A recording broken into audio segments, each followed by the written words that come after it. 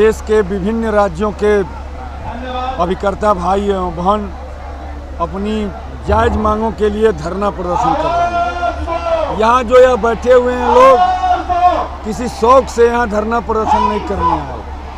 ये कोई राजनीतिक लोग नहीं, सारे के सारे लोग एक मध्यम वर्गीय परिवार के लोग हैं। 2014 में जब वर्तमान सरकार आई तो बाकायदे लिखित में दिया कि हमारी सरकार आएगी तो आपका कमीशन आधा % से जो कांग्रेस ने घटाया है उसे 1% पर। लेकिन इस सरकार ने एक बहुत बड़ी साजिश के तहत अब इस पूरे एजेंसी सिस्टम को समाप्त करने का कुछ चक्र रच रही है और उसी के आक्रोश में यह देश भर के हमारे महिला एवं पुरुष अभिकर्ता यहाँ जंतर मंतर पे आए हुए हैं।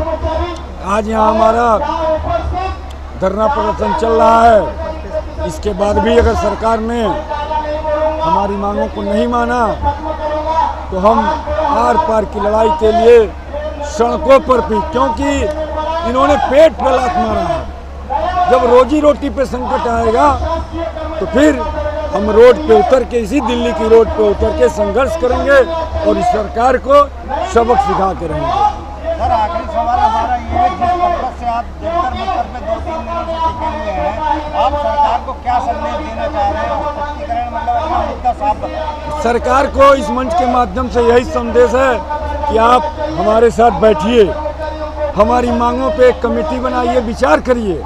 हम बाकायदे आपको तर्क के साथ बताएंगे कि क्यों कमीशन जरूरी है हमारा, और उसके बाद अगर आपको लगे कि कमीशन नहीं जरूरी है तो हम अपनी मांगें छोड़ देंगे। लेकिन आप एक बार बैठिए, चर्चा करिए, एक कमेटी बनाइए, अभिकर्ताओं का, डाकघर का भी सबसे फीडबैक लीजिए और उसके बाद अभिकर्ताओं के हित में जो भी निर्णय हो, लेकिन बैठना जरूरी है। हम इस मीडिया के माध्यम से सरकार के किसी भी बड़े अधिकारी मंत्री को खुला चुनौती देते हैं कि आप आइए हमारे साथ खुली डिबेट में। हम बताने को तैयार हैं कि कैसे आपने रोजगार की हत्या कर दिया। वो देखिए, एक लड़की पूछ रही है कि मोदी अंकल, क्या मैं भविष्य में एजेंट बन पाऊंगी? तो यह स्थिति है, लोगों को अपने अस्तित्व पर संकट लग रहा है। कल हम रहेंगे कि नहीं रहेंगे ये निर्धारित नहीं है। कल आपने मेमोरेंडम किसको दिया? वहाँ से कोई जो है डेलीगेशन आया आप लोगों से कोई बात करने के लिए? आज अभी तक कोई नहीं आया। आज किसको दोगे आप मेमोरेंडम? हमारी मांग सीधे प्रधानमंत्री से है, क्योंकि वित्त मंत्री महोदया तक को हम बाकायदे मिल के उनको ज्ञापन दे चुके हैं। ये बताइए, आप राष्ट्रीय अल्प बचत अभिकर्ता है, चाहे धूप हो चाहे बारिश हो, आप लोग अपना काम तत्पर तरीके से करते हैं। हालांकि आप लोगों को कमीशन मिलता है, तनख्वाह नहीं मिलती है, काम आप सरकारी ही करते हैं, लेकिन दिन ब दिन जो अभी कमीशन कम की जा रही है, कई जो योजनाएं गवर्नमेंट की चलती है आप आम लोगों तक पहुँचाते हैं, लेकिन उसके तहत भी आपको उसमें कमीशन नहीं मिलता है। जो काम गवर्नमेंट के हर एम्प्लॉय करते हैं, आम काम वो आप वही कार्य करते हैं, लेकिन उसके तहत अभी तक आप सरकारी विभाग के उस दायरे में नहीं आते हैं। फिर उसके बावजूद उसके बाद आपकी जब चुनाव आने वाले हैं तो कमीशन कम कर दी गई है। आपके साथ आपका परिवार भी जुड़ा है, क्या लग रहा है जब चुनाव आएंगे और आपकी जो मांगे हैं, जो समस्या है उसका हल नहीं हुआ तो आप कैसे सरकार को जवाब देंगे? देखिए, यह सरकार टीवी में चैनलों पे डिजिटल सरकार का नारा देती है, लेकिन ज़मीनी सच्चाई कुछ और ही है। डाकघरों में को डिजिटल इन्होंने किया। आप देश के किसी भी डाकघर में जाइए, 30 दिन में 15 दिन सर्वर बंद रहता है, पूरा का पूरा काम चौपट हो जाता है। तो यह सरकार सोच रही है कि डिजिटल युग में बिना एजेंट के भी हमारे पैसे डाकघरों में निवेश होंगे, लेकिन यह इसका भूल है। एक दिन, एक सप्ताह के लिए पूरे 2 से 6 अक्टूबर तक पूरे देश में जो नहीं भी आए हैं, काम बंद किए हुए हैं हमारे अभिकर्ता। इसी 6 दिन में सरकार को अपने औकात का पता चल जाएगा कि कितना अभिकर्ताओं के माध्यम से जमा होता है और कितना इनके डिजिटल व्यवस्था में जमा होता है। एक अंतिम सवाल आपसे लूँगा, इस वीडियो के माध्यम से आपकी बात जब तमाम राजनीतिक दलों तक जाएगी, उन तमाम राजनीतिक नेताओं तक जाएगी, तो क्या उनको आप देना चाहेंगे जवाब, और क्या उनसे आपकी मांग है कि आपकी आवाज़ उन तक पहुँचे? बता दीजिए।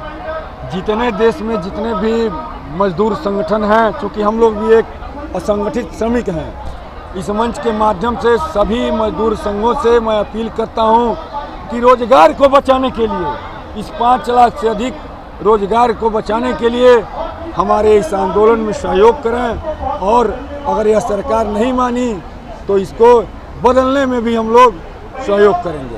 हम आप मीडिया के माध्यम से ये कहना चाहेंगे कि हम पिछले 9 सालों से अपने हक की लड़ाई लड़ रहे हैं। इस सरकार से ये उम्मीद करते हुए कि जिस उम्मीद के साथ हमने आपको वोट देकर इस सरकार में बैठाई, इसलिए आपसे बहुत उम्मीदें थी। हम चाहते हैं आपके माध्यम से हमारी बात श्रद्धेय प्रधानमंत्री आदरणीय नरेंद्र मोदी जी तक पहुंचे, क्योंकि मैं कोई भीख नहीं मांग रहा हूं, मैं रुपया जमा करता हूं, उस रुपए से आप देश का विकास करते हैं और उस विकास के नाम पर आप वोट लेकर के सरकार बनाते हैं। हम आपके माध्यम से कहना चाहता हूं कि बेटी बचाओ बेटी पढ़ाओ का जो आपका ड्रीम प्रोजेक्ट है, 2015 में आपने सुकन्या लॉन्च की तो महिला अभिकर्ताओं को उसके साथ क्यों नहीं जोड़ा?